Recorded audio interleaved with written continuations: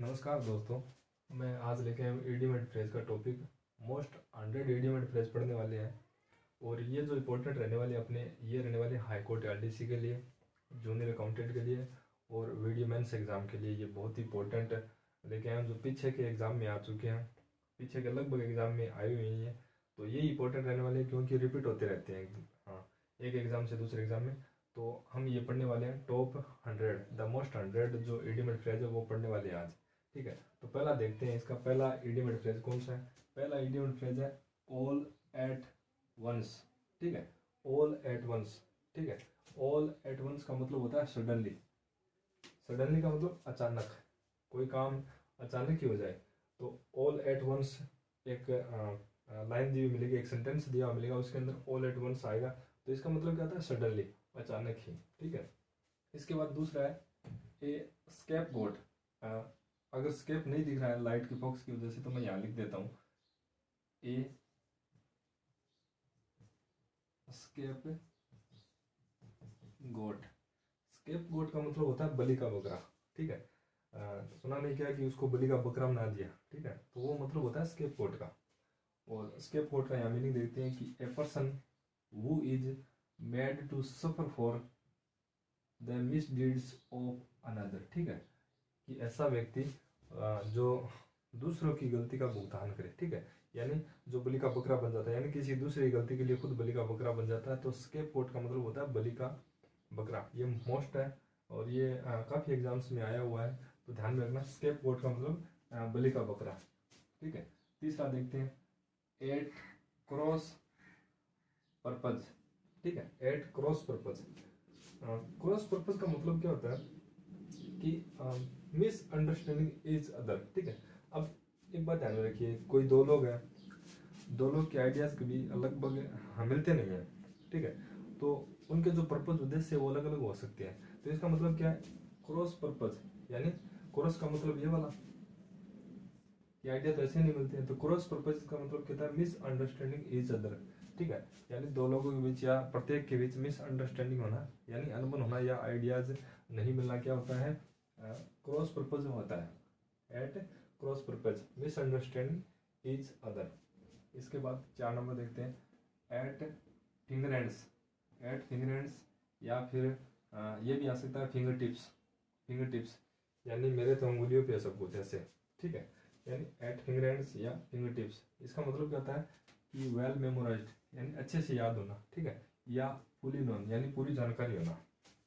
Fully known या well memorised. Finger tips का मतलब वेल मेमोराइज्ड या फुली नोन। ठीक है, या फिर इसका क्या आ सकता है? फिंगर टिप्स भी आ सकता है, तो ये भी इंपॉर्टेंट है।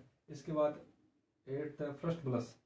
At the first blush, Shahrukh Khan का एक डायलॉग है कि first impression is last impression. तो ये वही वाली बात है कि एट द फर्स्ट ब्लश यानी at first sight. At first sight यानी इसका हिंदी में बोले तो प्रथम दृष्टया।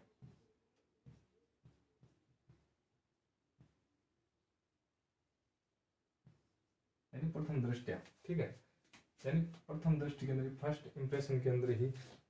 तो इसका मतलब क्या है? At first sight. इसके बाद है read between the lines. Read between the lines.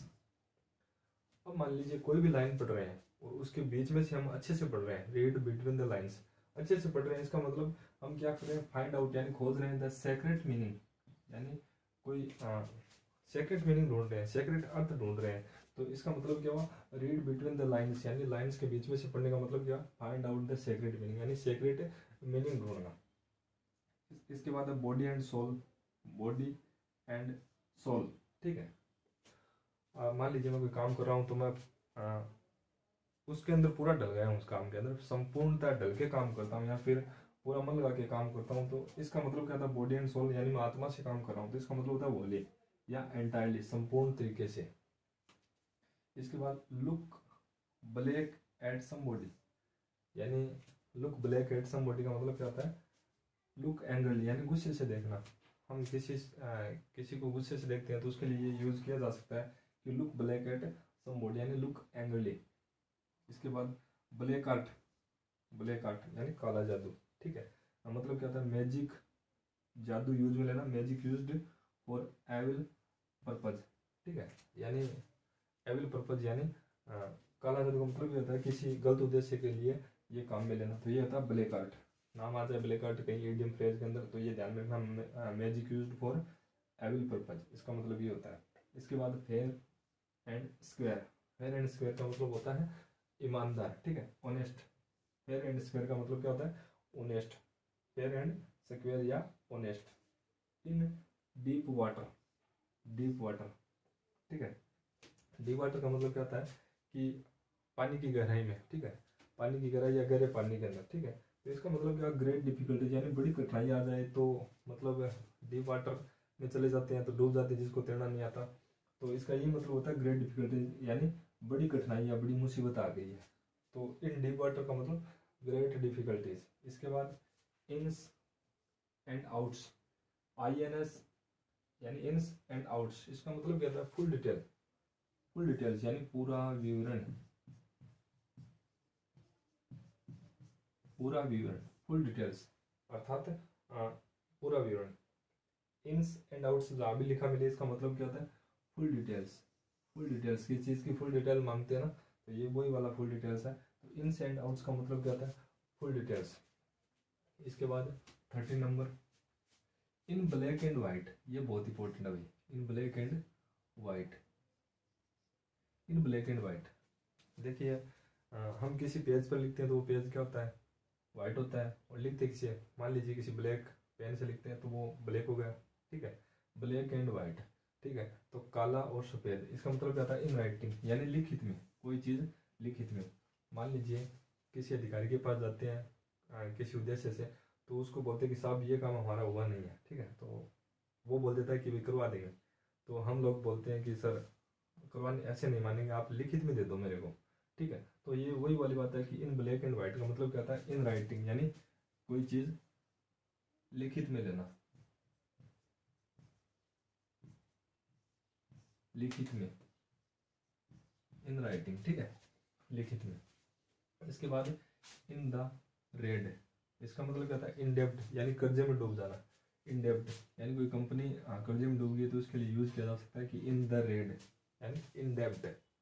इसके बाद 15 number, of the first water, first water का मतलब क्या होता है कि ऑफ रेयर एक्सीलेंस यानी कोई बहुत ही श्रेष्ठ आदमी जो दुर्लभ प्रजाति का, दुर्लभ प्रजाति की बहुत ही श्रेष्ठ चीज़ कोई बची हुई है तो उसको बोलते हैं ऑफ द फर्स्ट वाटर। यानी हम किसी को बोल सकते हैं कोई चीज़ देखे कि ये तो ऑफ द फर्स्ट वाटर यानी रेयर एक्सीलेंस है, दुर्लभ प्रजाति का या दुर्लभ श्रेष्ठ व्यक्ति है जो बहुत ही कम मिलने वाला है, ठीक है, दुर्लभ।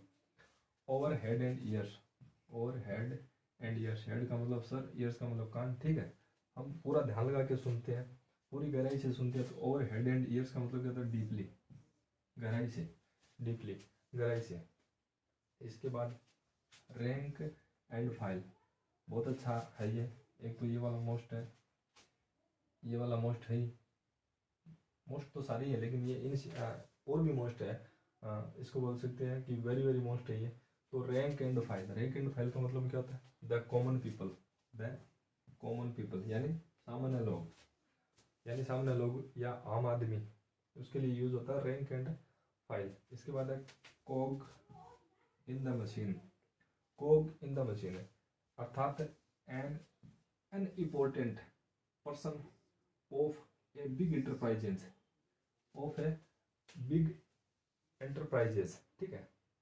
कोग इन द मशीन का मतलब एन अनइम्पोर्टेंट पर्सन है यानी अनुपयोगी आदमी, एक बड़े एंटरप्राइजेस के अंदर एक अनुपयोगी आदमी, ठीक है, कोई बड़ा सा काम और उसमें अनुपयोगी लगा हुआ मतलब उसे कुछ पता ही नहीं है तो वो क्या है, कोग इन द मशीन होता है, ठीक है, उसको हम बोल सकते हैं कोग इन द मशीन। इसके बाद 19, a fly in the ointment, a fly in the ointment, ये भी इंपॉर्टेंट है भाई, ध्यान में रखना, a fly in the ointment मतलब क्या होता है, a small thing, a small thing that spoils everything, ठीक है, एक छोटी सी चीज़ बहुत बड़े काम को बिगाड़ सकती है, तो इसका मतलब क्या होगा, ए फ्लाई इन द ऑइंटमेंट, ठीक है, ए फ्लाई इन द ऑइंटमेंट। तो जैसे कि दूध के अंदर हम खट्टे की एक बूंद भी डालते हैं ना तो वो दूध को फाड़ के रख देता है, वैसी ही बात ये है कि a fly in the ointment का मतलब a small thing that spoils everything, ठीक है, सब कुछ बिगाड़ के रख सकता है एक छोटी सी चीज़।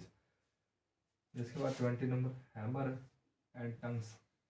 हैमर एंड टंग्स, हैमर का मतलब वो हथौड़ा होता ही है, टंग्स का मतलब चिमटा होता है। जो सारे दिन हथौड़े और चिमटे हाथ में लिए रखते हैं तो वो लगभग लड़ने को उतारू होते हैं, ठीक है। तो इसका मतलब होता है ऑलवेज क्वारल, यानी हमेशा झगड़ने वाले, हमेशा झगड़ना, ठीक है, हमेशा का झगड़ा, ठीक है। Always quarrel, hammer and tongues, hammer and tongues. एक बात बताता हूँ मैं आपको कि इनका अर्थ बहुत सिंपल है। इसको अगर ध्यान से पढ़ा जाए कि ये क्या मतलब बता रहा है, तो हम जो नॉर्मली यूज में लेते हैं वही वर्ड है ये। तो इनसे देखने से पता लग सकता है, जैसे कि हैमर एंड टंग्स, या तो ये जो गाड़ियाँ लवार होते हैं इनके हाथों में मिलते हैं, ठीक है, या फिर जो हमेशा झगड़ा करते रहते हैं, तो उनके लिए ये एक मुहावरे के रूप में बोला जाता है। तो हैमर एंड टंग्स यानी ऑलवेज क्वारल। इसके बाद on the carpet, on the carpet, ठीक है। मान लीजिए हम किसी अधिकारी के पास जाते हैं तो उसे कहते हैं कि सर हमारा ये काम कर दीजिए, तो वो कहता है कि भाई हाँ कर रहे हैं, वो विचाराधीन है काम, ठीक है। तो इसका मतलब होता है अंडर कंसिडरेशन, यानी विचाराधीन, कोई कार्य विचाराधीन है या कोई भी बात विचाराधीन है तो under consideration, on the carpet, under consideration. इसके बाद स्टॉर्म यानी तूफान, इन ए टी कप। अब मान लीजिए टी कप है, उसके अंदर अगर तूफान आ जाए तो क्या होगा, ये भी एक इडियम एंड फ्रेज है। तो storm in A tea cup, storm in A tea cup मतलब क्या होता है कि ग्रेट एक्साइटमेंट ओवर ए स्मॉल मैटर, ठीक है, और ए स्मॉल मैटर, यानी एक कोई छोटा सा काम हो गया तो उसके लिए बहुत ज़्यादा एक्साइटमेंट होना। जैसे ही चाय पी रहे हैं, मान लीजिए कि अचानक से कोई कुछ पता चल गया, कुछ ऐसा मिल गया कि जिससे एक्साइटमेंट हो जाए, काम तो छोटा सा और बड़ी एक्साइटमेंट हो जाए, तो उसे बोलते हैं storm in A tea cup. Storm in A tea cup मतलब ग्रेट एक्साइटमेंट और ए स्मॉल मैटर, यानी छोटे से मैटर के ऊपर, छोटी सी बात के ऊपर बहुत ज़्यादा एक्साइटमेंट होना, तो वो क्या होता है storm in A tea cup.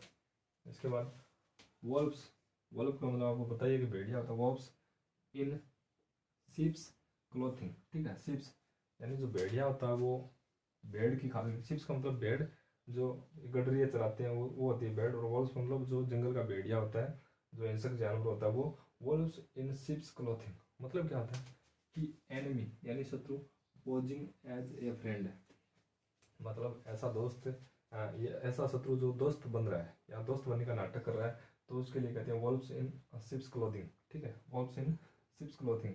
तो enemy posing as a friend.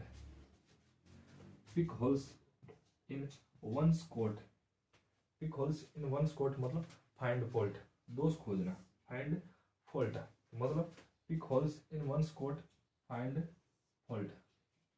इसके बाद लास्ट है show the white feather, show the white feather, बहुत अच्छा है, सफ़ेद पंख दिखा देना, शो द वाइट फेदर। इसका मतलब होता है या तो भाग जाना, रन अवे, 9-2-11 होना बोलते हैं ना, जैसे 9-2-11 होना, शो द वाइट फेदर, 9-2-11 ना यानी भाग जाना, रन अवे। या फिर इसके नीचे एक और, टू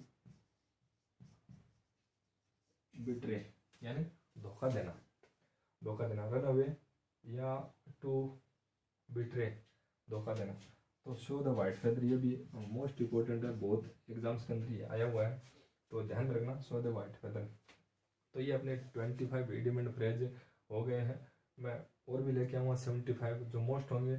ये आपको मैंने बता ही दिया है कि एक तो हाई कोर्ट एलडीसी, जो राजस्थान हाई कोर्ट एलडीसी का एग्जाम होने वाला 13 मार्च को, उसके लिए बहुत इंपॉर्टेंट है। दूसरी बात, जो आगामी जूनियर अकाउंटेंट और टीआरई की भर्ती आ रही है उसके लिए भी इंपॉर्टेंट है। और जो भाई बंधु वीडियो मेंस एग्जाम की तैयारी कर रहे हैं, अब मेंस एग्जाम में तो मैंने खुशखबरी पहले ही दे दी है कि उसमें 1500 पद इंक्रीज हुए हैं, ठीक है। तो जो वीडियो मेंस की तैयारी करें उसके लिए भी इम्पोर्टेंट है, तो ये ध्यान में रखना। और ये 25 अभी पढ़े हैं और 75 और पढ़ने वाले हैं। Thank you.